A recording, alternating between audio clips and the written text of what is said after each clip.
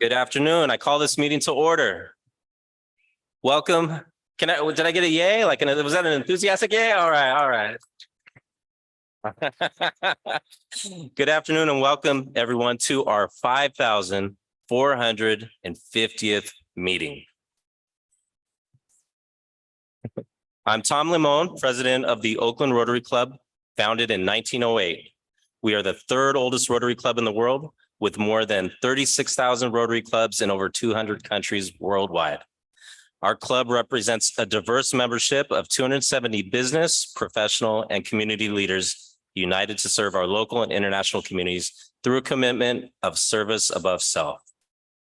Past District Ed Jelen, do we have any visiting Rotarians today? Oh, wait, the mic's not working yet, Ed. Okay, there we go.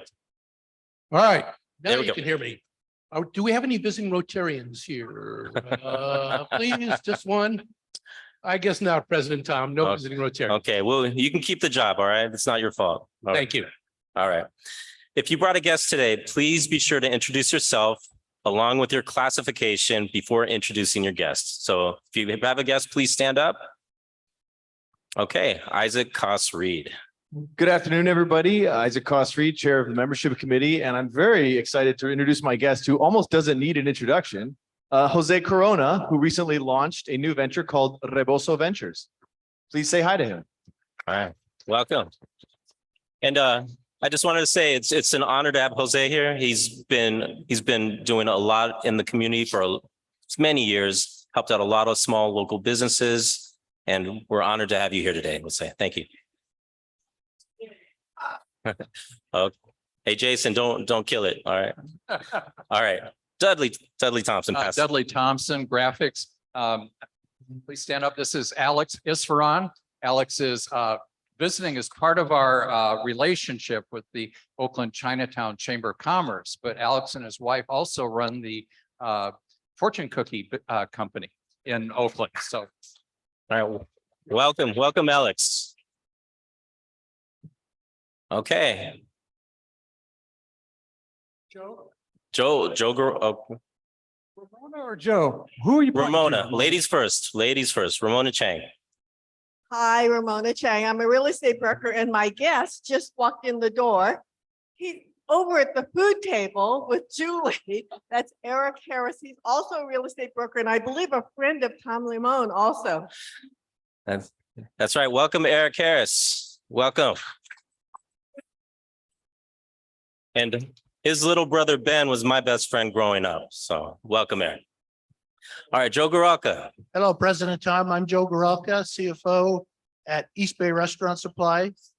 I'm going to ring the bell twice before I introduce my guest, if that's okay. Okay. I don't know if I turn this on. And the reason for it is I think it'll give you a little history and background.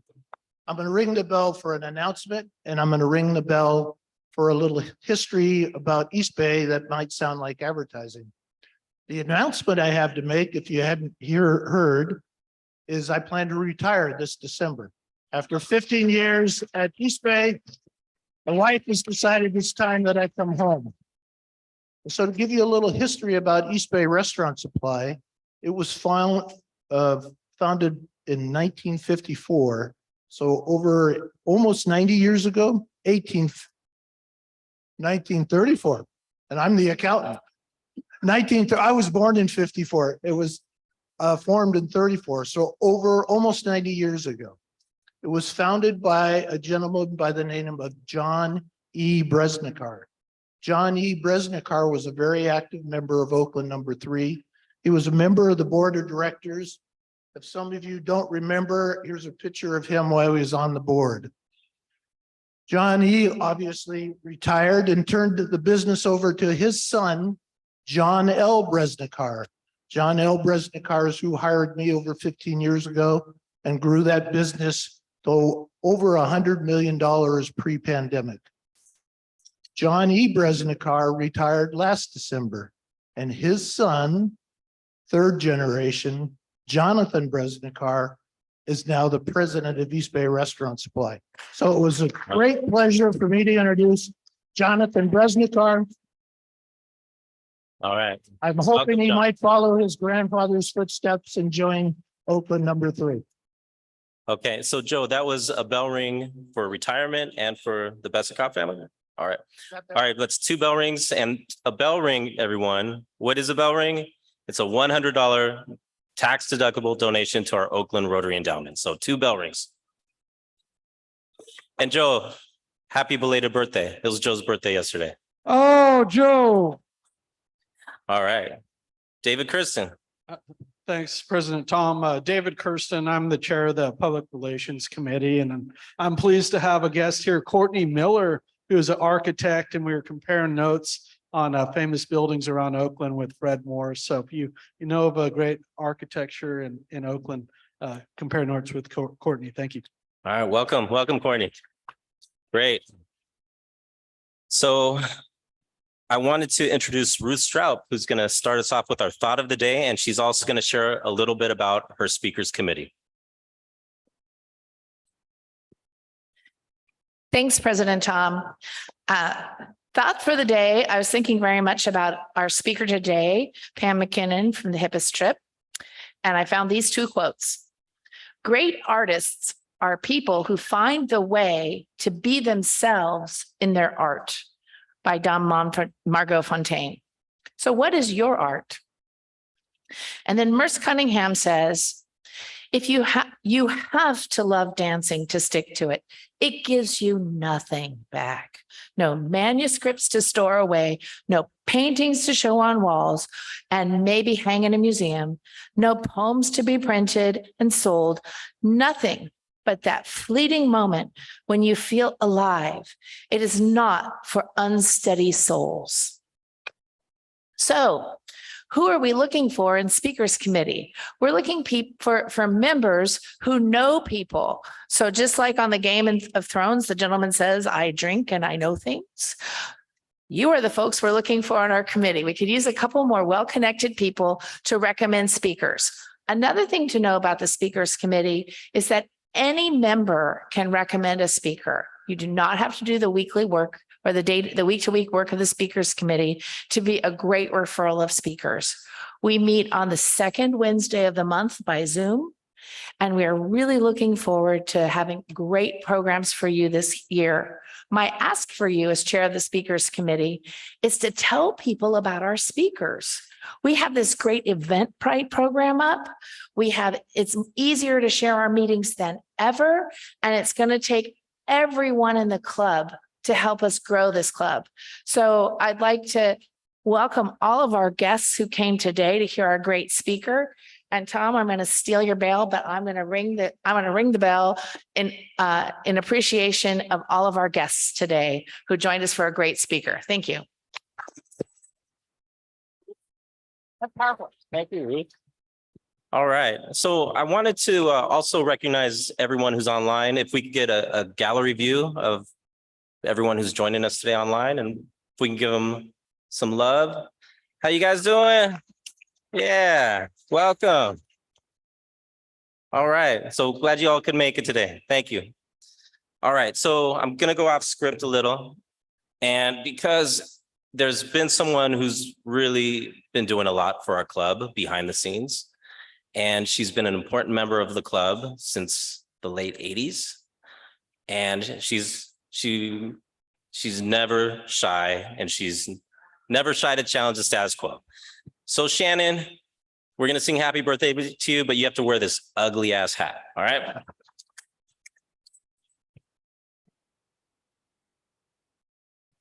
So it is Shannon's 29th birthday, everyone. All right. So let's sing the happy version of happy birthday. All right. So how's it go? Happy birthday to you. Happy birthday to you. Happy birthday, dear Shannon. Happy birthday to you. Yeah.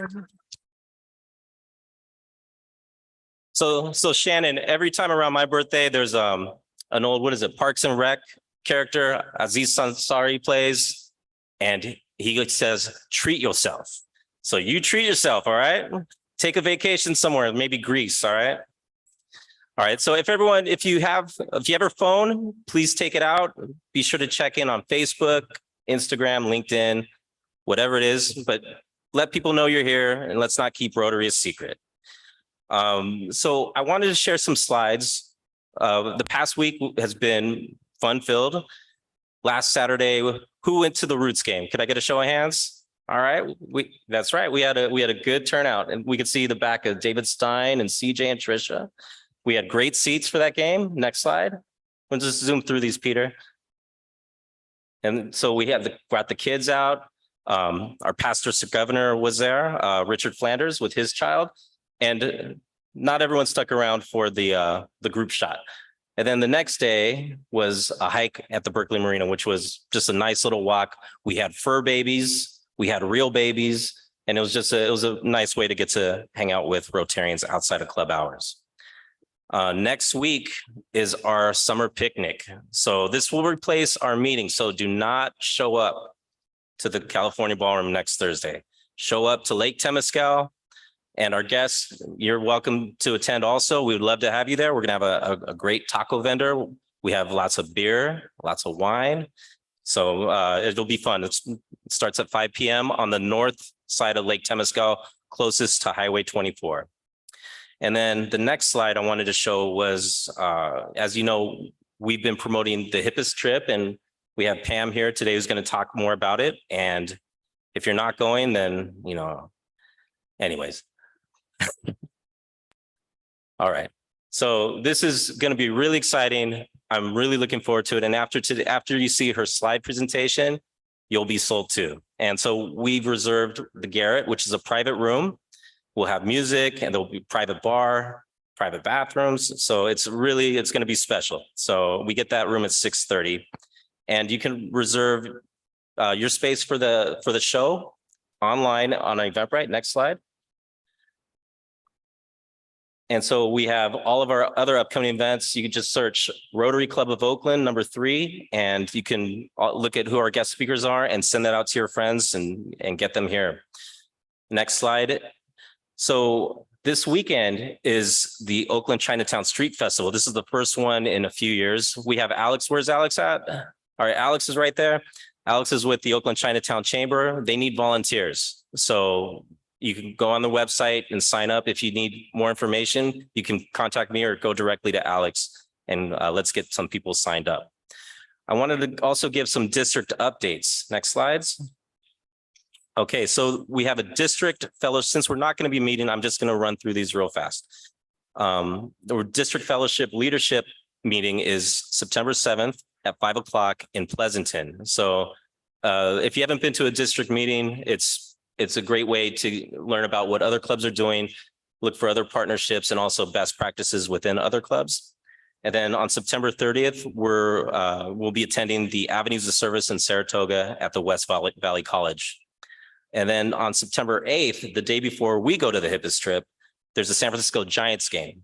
And the District 5100 is putting that on, or District 5150 is putting that on. And they've invited us to attend. So if you can make it, if you want to go see a home team play, I encourage you to go there.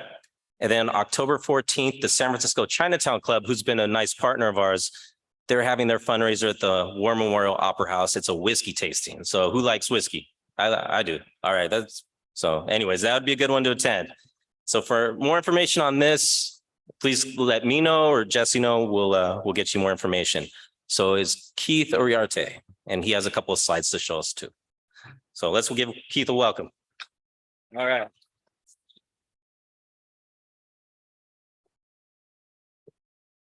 Well, thank you, President Tom, fellow Rotarians and guests. Well, this Tuesday, and if you heard me address this before, on August 29th at my house from 5:30 to 7:30, we have two great opportunities to get more involved in supporting Rotary's sponsored project in Rabanal, Guatemala, and to support organizations that are working with over 10,000 Guatemalans living here in Oakland.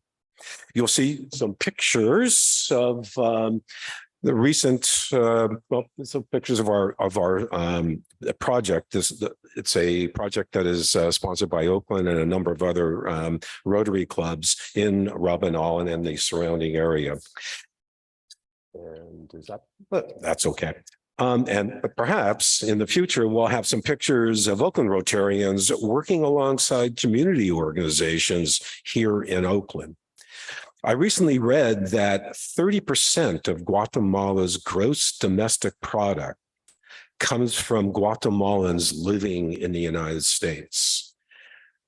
Yeah, we have great opportunities to continue our sponsorship on products in Guatemala and to begin our work with organizations in the Guatemalan community here in Oakland. So this Tuesday, August 29th at my house, 5:30 to 7:30, come enjoy and celebrate the work of Voces Humanos and learn how we can support the Guatemalan community here in Oakland. See you Tuesday, August 29th. Thank you.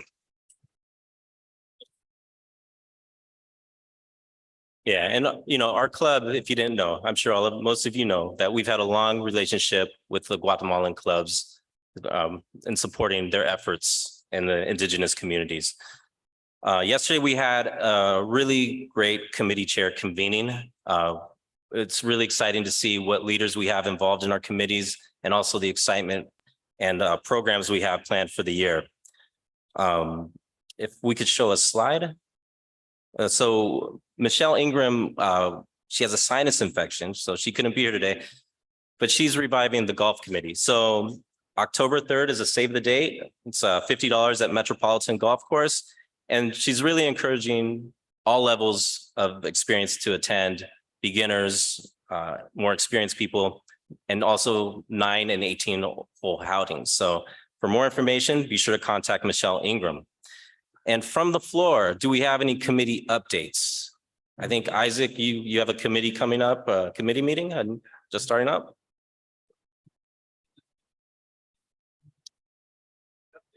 The update is that we are meeting regularly now every other Friday online from 10:30 to 11:15, led by Tom and Sean and Nima. And we'll be meeting tomorrow, and we're going to welcome special guest, past Rotary member champion David Stein. Are you here, David? No, not today. Online. That's membership, right? Yeah, membership committee. Sorry, membership committee if I didn't say that. And that's all. Good news, though. We got a great pipeline of members. I won't name any names of the people in the room, but we got a great lineup. So thank you. Great.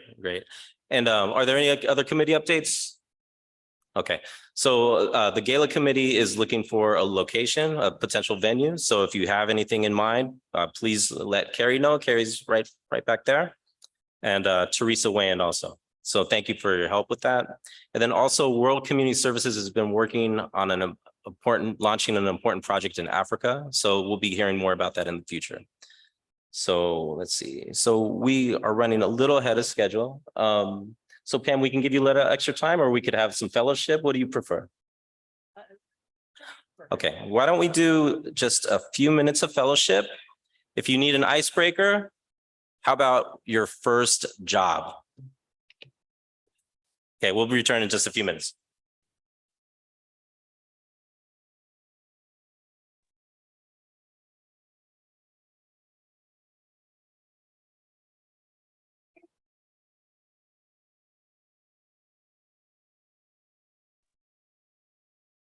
Armand, why don't you mute us so we can chat on Zoom and then reactivate us when Tom comes on?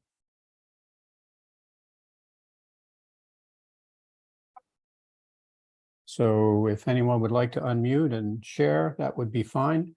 They can deal with reducing our volume in the ballroom. I had a fabulous first job. I was in high school and for a summer job, I got a job with the city of Minneapolis. And these were the days of people not knowing yet about recycling. And I walked door to door and explained about recycling. And mostly it was about aluminum cans and newspapers at the time. And I really loved it. I loved being outdoors. I loved meeting people at their homes and explaining something life-changing to benefit the environment. My first job was as a dishwasher in a bakery, and when I arrived, every single pan in the bakery was filthy. And on my first day, and wasn't anybody there. So I just started doing the best I could. You know, my mother had taught me to wash off pans, so I got through, I don't know, probably 20% of them. And then the next day when I showed up, the baker was there who showed me how you actually clean bakery pans. You mean you didn't do it to his satisfaction the I- first? Well, no, you just got the mung off, right? One of my first jobs in high school. One of my first jobs in high school was delivering singing telegrams. Wow. I dressed up as a giant chocolate chip cookie and would deliver Fields cookies. Yeah, and sing, sing silly birthday songs, or I dress up as a giant piece of vegetable. I can't remember what it was, and sing "Let Us Entertain You." And it was a good job. Linda, you had better costumes than I did. That was my job in college. Really? That's awesome. Yeah. My first job was drama coach, though. My first job was the same as Peter's, with about the same result. Rick? my first job was as a paper boy. You didn't say how far back we went. I was 11 years old. I had a paper route. Subsequently, I had a paper route in the morning. And that is time. Everyone folks back up on the podium. Thank you, everybody. I shoveled. Thanks for sharing. You remember what a newspaper is? That's what I. Some of us love our newspapers still. Hey, dudes, we're about to wrap it up. Wrap it up.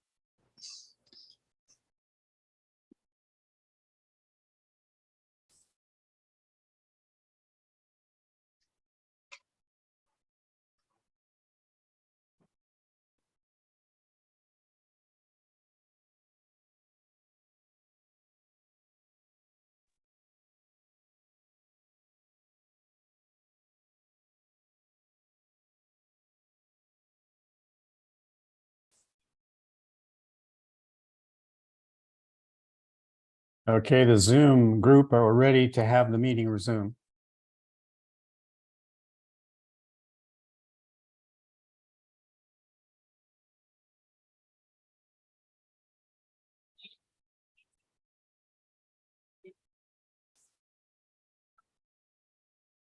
I'm beginning to feel like they cheated us a little bit. Okay, everybody, let's wrap it up. That's enough for the icebreaker. Let's wrap it up. Everyone, focus back on the podium. Okay, let's wrap it up.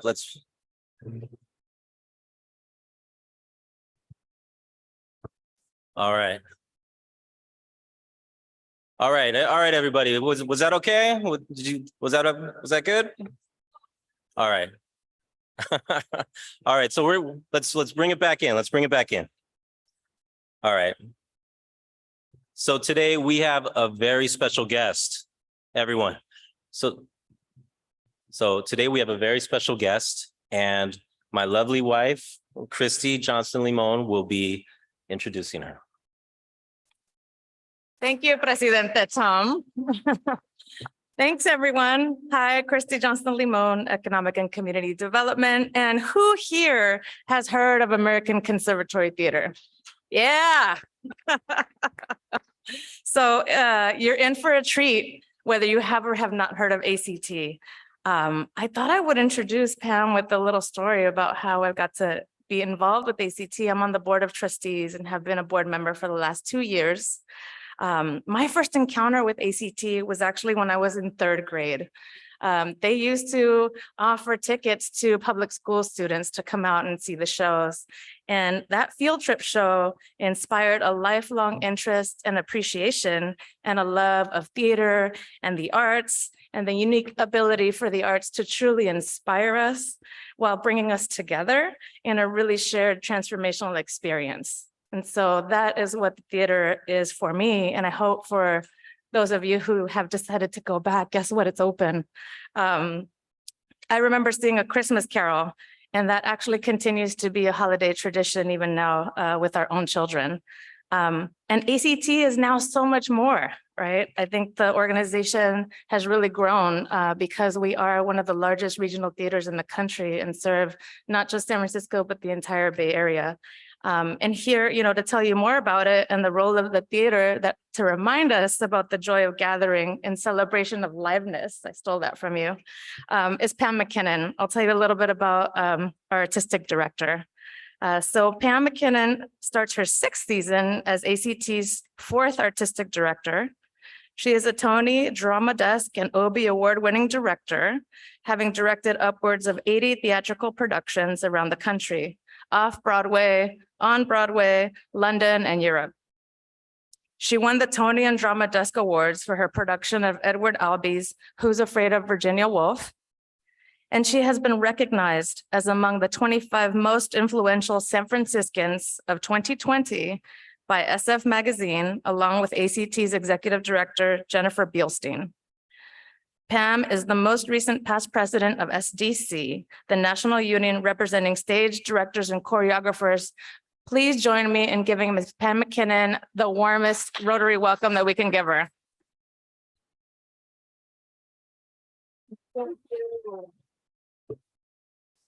Thank you, Christy. Yeah, Christy is a valued trustee. So ACT is a not-for-profit theater. So Christy's one of my bosses. So I'm going to try to do a really great job. Thank you for welcoming me here today. We're here to talk primarily about a world premiere musical that is in technical rehearsals right now, about to have its first public performance this Sunday night, and it will open on September the 6th. And this is a world premiere musical. It's called Hippest Trip. It is the Soul Train musical.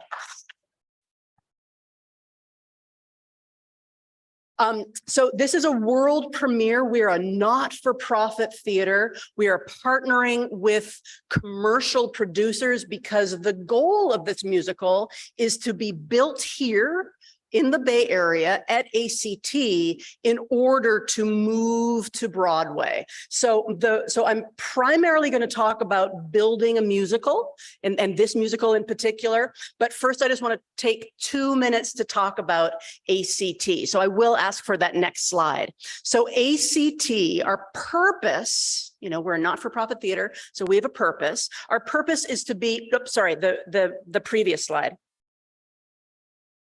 So the 2 buildings, if you wouldn't mind. One more.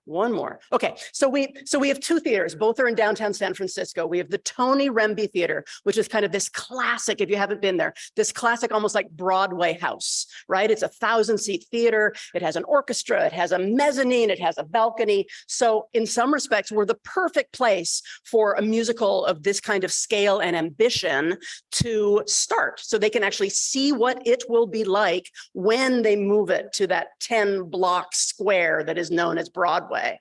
But they're very far away from Broadway, which is also a great place to try something out and actually be artistic, and put something out in front of people and then maybe fail, but in the best, most learning experience way. So that's why they partnered with us, I suppose, right? So that's the theater on the left. Now the theater on the right is called the Strand Theater. And within that, we have a smaller proscenium.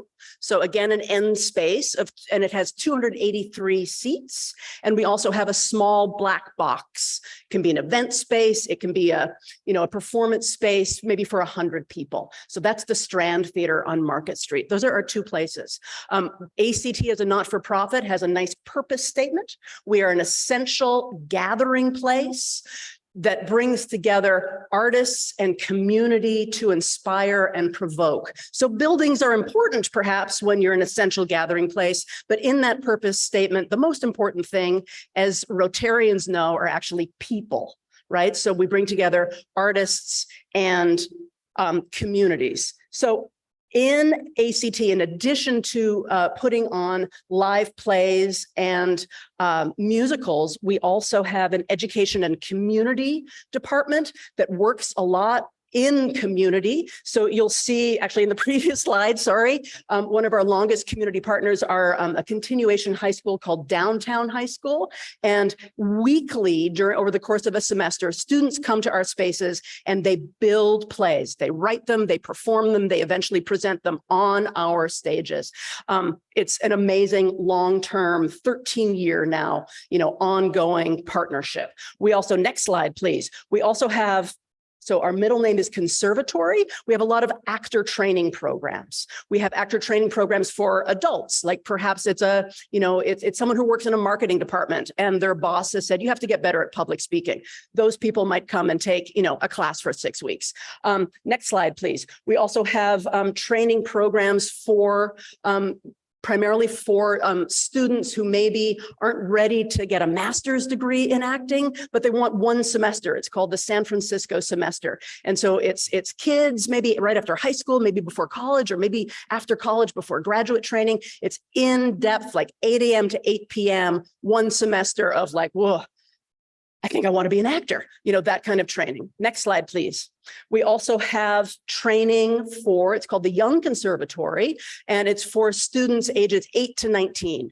A lot of acting, and a lot of those kids wind up in the Christmas Carol that is currently on our stage. We sort of hold the Bay Area Christmas Carol. And then, of course, we do big plays. And right now we're doing a big ass musical. Okay, next slide, please, because that's really why I'm here to talk about. So these are some plays. This is a play that I directed, The Headlands, on our main stage. Next slide, please. And the most recent play that we did was The Wizard of Oz. Next slide, please. You'll see that's Dorothy. Dorothy was sort of designed through a lens of being an Oakland teenager. You'll see that Toto there is an Oakland Chihuahua. So that, we sort of put it through a lens of what sort of Bay Area-ness, and that was The Wizard of Oz. So here we are with Hippest Trip. Next slide. Okay, next slide. Thank you. Okay. How many people used to watch Soul Train? All right. So this is a musical that tells the story of Don Cornelius at its center, a Black American entrepreneur who had an idea. He was he had a radio show in Chicago in the late 60s, and he wanted to give platform to African-American performers and artists. And he started this TV show in Chicago in 1971 called Soul Train. And Hippest Trip follows his trajectory. He wound up owning this show. So a Black entrepreneur who owned his brainchild. This was a show that was on the air, you can see, for 46 years? Yeah, right. Okay. So, and then Chicago a little bit earlier. So, I mean, it was almost like a 40-year syndicated around the country show. And Don Cornelius, was the host. It very much gave platform to Black performers, and we have James Brown there, and of course it's very much about the dancers.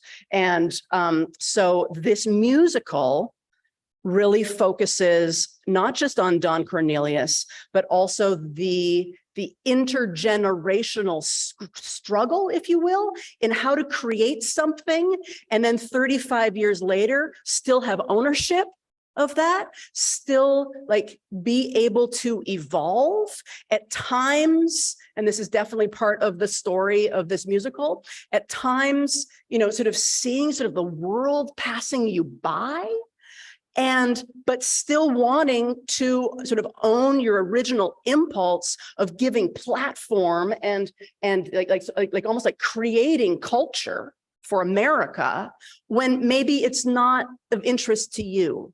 When maybe, Soul Train is now featuring, I'm just thinking of sort of Don Cornelius's journey. It's featuring disco now. Do you step into disco even though you hate it? Do you step into hip hop, even though it is confusing, you know, for Don Cornelius in particular? How do you maintain a currency? So this musical also explores that. I think next we have a video I'm going to play.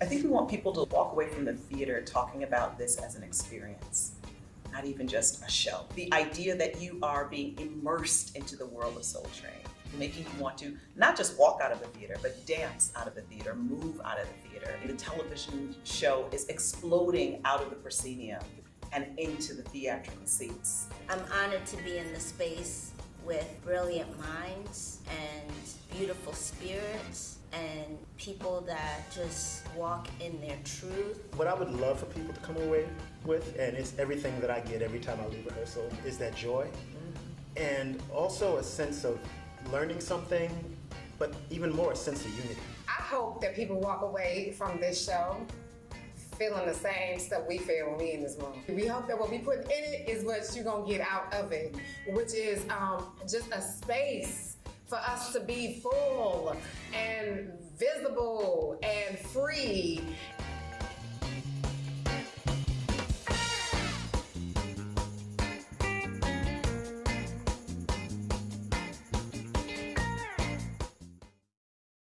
Okay.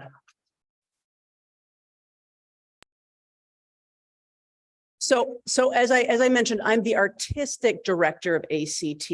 I am not the director of this musical. So you met, you know, through that video, those are four integral core creative folks. You met the director and the music supervisor and the choreographer, Camille Brown, I'll talk about her in a second, as well as a MacArthur Genius Grant recipient, Dominique Morisseau, who wrote the book. They are busy right now. They are in technical rehearsals at the theater. Our first performance is actually this Sunday. So they are in the middle of designing the show, rehearsing backstage quick changes. You can imagine like the sheer number of songs and full out musical numbers, as well as a score that just keeps on going while you're going through 4 decades of time. This is a big event. So that's why I'm here and they are not. So you saw, this slide has Camila Forbes. Camila Forbes is the director. She's also the executive artistic director, so sort of sits in my comparable chair at the Apollo Theater in Harlem. She's also directed a lot of TV recently, especially documentaries, including the 1619 Project on HBO, including one of my favorite series that I got into in the pandemic, High on the Hog, which is about Black American food. And there's another season of that about to premiere. So she is a busy artist out in the field. This is the biggest musical she has ever helmed, but she definitely comes from the world that sort of integrates hip hop and theater, so has big musical experience. Next slide, please. Okay. So that right there is Don Cornelius. Quentin Earl Darrington. It sort of holds down the center. He probably starts to sing. He probably has a little bit of music that he sings around the 12-minute mark. A lot of people have been singing around him, but he's a propulsive figure and our narrator. What's that? Oh my goodness, I've got to go fast. Propulsive singer and narrator, and like guides us through the show while this world that he is both creating as well as eventually sort of pushes him forward, swirls around him. Next slide, please. This is Camille Brown, the choreographer that I mentioned. In no small part, the reason why ACT landed this big show is Camille and I worked on a baseball play over a number of years, sort of 2017 to 2020. It was the last show that I was able to direct at ACT right before the pandemic. We wound up opening and closing on the same day. March 11, 2020 was this play Tony Stone, and about a real woman who was the first woman to play professional baseball in the Negro Leagues. And Camille was my partner in that. Camille was the choreographer. So when I learned that Hippest Trip was a thing and Camille was involved, she put me in contact with her commercial producers. And so that was in 2019. And then this thing called the pandemic happened. So here we are, fall of 2023. This has been a long time in the making. You'll see, you saw in the video and also these still photos, this is a very dance forward show. And Camille Brown is one of the great premier choreographers out there. So for that alone, you need to go see this. Next slide, please. More dancing. That looks like that could even be the Soul Train line at the end of the show. Okay, next slide, please. Great. Okay, next slide. Yes, I don't know. Okay, it is maybe big enough. This is a song list. Not all these songs are played in their entirety because then it would be a 5-hour show. It would be a 12-hour show. But the music supervisor who also spoke on that video, Kenny Seymour, has mashed some of these up. But this is like an incredible song list. This is obviously an intergenerational show. Like I can sort of circle a chapter of like, oh, that was my Saturday at 11 a.m. Soul Train experience, but that might not be your 11 a.m. Saturday morning Soul Train experience. So this show has uses music sometimes in a very character-driven way, and sometimes there is an actor who is playing Gladys Knight, backed by the Pips, who sings that first song that was done in that first episode in on a soundstage in Chicago. And sometimes it's Don Cornelius in A Lonely Moment singing something that Al Green performed on the show. We have access to the entire song catalog of the show. Now remember, this is 1,117 episodes, and by and large, each episode would have 3 musical guests. That's a lot of music. Yeah, everything about this show is like maximal. I think next is a video.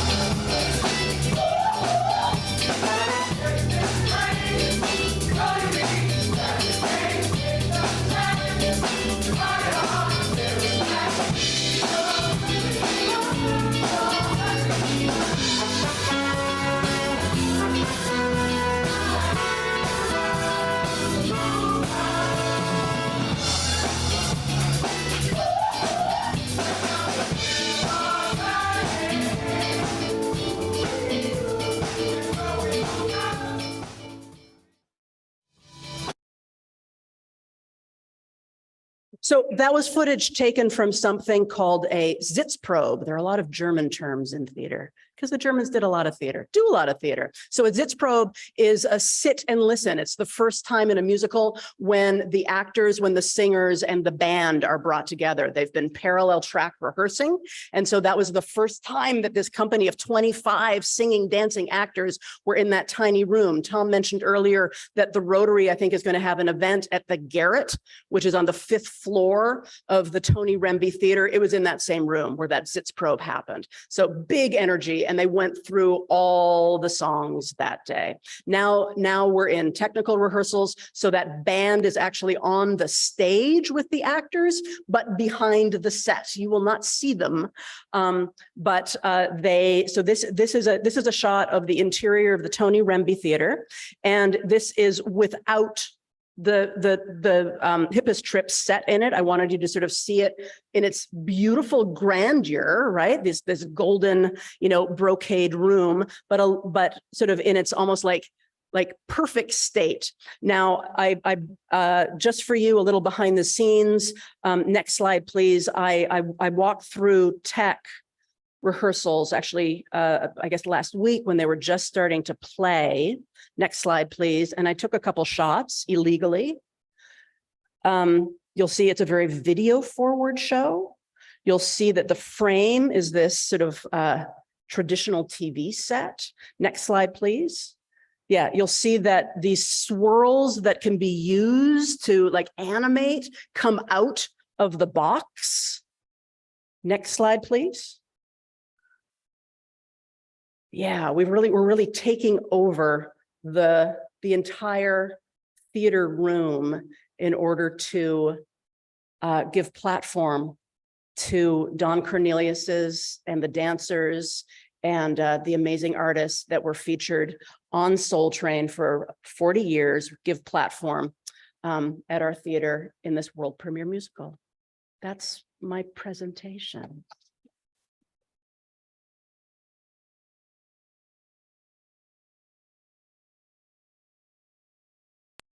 We're gonna take a few questions. Yeah, please. So we do have a question from one of our Zoomers. It's from Will Hobbs, and he says, for Pam, how long will the show run in San Francisco before moving to Broadway? And can you talk a little bit about the care devoted to telling the Don Cornelius story? Absolutely. So our first performance is this Sunday. That's our first preview. We open on September 6th, and we were just able to announce an extension. So right now we will close on October the 8th, Sunday, October the 8th. So these runs are fast. But ticket demand, has already started to take off. So we were able to, with confidence, already extend once. The care, he was a human being, and he was a complicated man. The book writer, the playwright Dominique Morisseau, very early on as she started to craft a story, because no person's life is actually a story. You have to decide what the spine is, what you're going to focus on. But she was in conversations early in her sort of creative thinking about this with Tony Cornelius, Don Cornelius's son, who's now also an executive producer on the show. And one of the things that really because of those conversations, Tony Cornelius is now a pivotal, especially Act 2 character in the musical. And there's it very much sort of becomes a father-son story. It also personalizes what I talked about, sort of the intergenerational conflict. Tony Cornelius was a production manager on his father's show. At a certain point, the way a lot of us feel in our mid-20s, we want to do more. We don't think that we're being, sort of stretched to our fullest capacity. So that's featured in this. So yeah, I think this group, also Don Cornelius, he committed suicide. Tony Cornelius runs a foundation that is very much about people with suicide ideation, can work with this foundation and find ways to move through that. So this show touches on a lot of themes. It's not all rah forward 5, 6, 7, 8 dancing. It goes to surprising places because human beings are surprising. Wendy? And then Mike. Wendy Howard. Pam, great presentation. Thank you. 2 quick questions. Christmas Carol is a tradition for many. This is your last year for Carrie Perloff's vision. Where are you going? December of 24. Second question. In the cramped seats in the Remby, how are you going to keep the audience in their seats during the musical? Yeah, fair enough. Yeah, I think people are gonna, I mean, you're gonna hear at a certain point, you know, we have those traditional theater seats that kind of make that slap noise when people stand up. I think you're gonna hear a lot of boom, boom, boom, boom, boom, boom as people start dancing. And kind of by the end of the show, I think that's the intent of the artist, to get people up and out of their seats. I hope to make it back in time today as they're finishing up teching the end of the show, and I want to see how it's the final number is Earth, Wind and Fire September, and a lot of people come back who have been in this story, and there's a Soul Train line, and we kind of want the audience to join in some fashion. So that's going to happen. Christmas Carol, I'm glad you brought that up. So ACT, I think going back, I want to say into like the early 70s, has been a holder of the large scale Bay Area holiday tradition, A Christmas Carol. Carrie Perloff and Paul Walsh's adaptation of A Christmas Carol has been on the Tony Remby stage for, minus the pandemic, but spanning 18 seasons. And generally like a regional theater, like larger regional theaters, it's an American tradition, right? This Christmas Carol phenomenon. And by and large, Christmas carols, any adaptation of them usually last about a decade. So our 18-year adaptation has done more than its hard work. There's some set pieces that kind of wiggle and shake into place now. So it's more than time. And I'm very excited. I've been working with a fantastic Pulitzer Prize finalist playwright, Craig Lucas, on a new adaptation. And it is an adaptation in that it completely tells the story of Dickens' Christmas Carol, but at the core of it is told by a theater company that is putting on a new adaptation of A Christmas Carol. So it has this sort of like a bit of a noise is off / Christmas Carol, if you know that kind of like farcical play in pieces. Also, if you know the independent film Waiting for Guffman, it has a little bit of that, but it's about a theater company, and it tells, the Dickens arc of Ebenezer Scrooge not missing Christmas and his heart opening. And simultaneously, it tells the story of this group of people. And it's like any group of people who have different opinions, who have a goal before them, but they have they sit with different notions of perhaps how to get there, but also just sit with different ideas. Like, we're not all the same. And so it also tells the story of this group with this amazing goal, getting toward opening night and telling this amazing heart-opening story that they do it in spite of all the obstacles of what, and the ever possibility of failure in any collective action. And I'm speaking in front of a Rotary Club, and I know you know what I mean, that you can have the vision, and to get there, you keep on having to improvise your way. So awesome. It sort of tells both. You are so exciting. I don't want to cut you off, but I want Mike to ask one quick question, and I want a quick answer because we're going to get out of here. We're so excited to see the show. Mike Malone, I'm a taxation attorney. As I understand it, your role in the production is artistic director? Well, my role at the theater is artistic director. So I chose it, I programmed it with a lot of people advising me. And also I'm helping to produce it. So to help realize the artist's vision. I think that basically just answered my question. What is the role of the artistic director in the theater?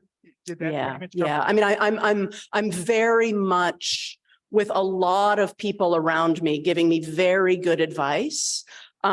But ultimately kind of the buck stops here in what we put on our stages. So I'm very much a part of season planning, and then I direct as well. So because, I came here as a director. This is my first job where occasionally I have to put on heels kind of thing. So I was a New York based freelance director. So came here as a director. So I direct 1 or 2 productions a year at ACT, and above and beyond that, am very, very much a part of season planning and making sure we stay relevant and a great place to work, a great place for people to come see shows and take classes. That was incredible. And I have a very quick question. And if you could answer this in like a minute, that'd be great. What is ACT doing around diversity, equity, and inclusion? Yeah. I think we're doing a lot. And I think it's an hourly commitment.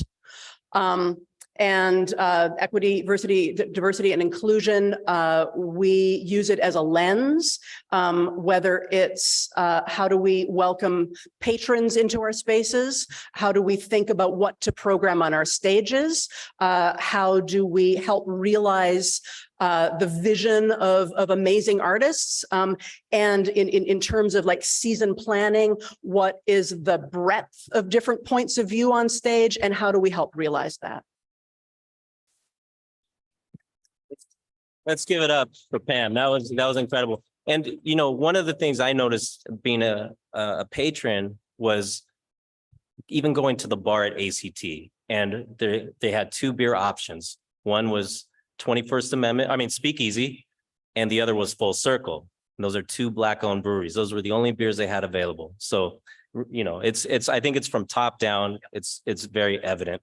So Pam, this was incredible. We're honored that you're here, especially during such a crazy time at ACT. And, it's customary for our club to make a donation to a cause or charity in the guest speaker's name. And so this year, my focus is around youth and open space and parks. And so we will be making a donation to the Oakland Parks and Recreations Foundation and Woodell Swim Scholarship Fund, which supports the Oakland Swim Initiative. So every child in Oakland can learn to swim by 5th grade. So thank you. So just so you know, we still have tickets available. We went and bought a block of 40 tickets and 40 tickets for the reception. And I think we have about 20 tickets left. So if you're interested, talk to Jesse. And if those sell out, we'll take a waiting list, but we'll try to get you there. But I really encourage everybody to attend this. This is going to be really special. And so with that, if anyone would like to ring the bell for any reason, now would be the time to raise the wand and I'll start it. I would like to ring the bell in honor of Shannon Hackley, who's been my partner in crime and will continue to be my partner in crime. And I really appreciate your leadership and your motivation. And, I'm glad to have you as a partner in this. So I ring the bell for Shannon. Okay, Isaac Koss-Reed. Oh, can we get him a microphone? Sorry.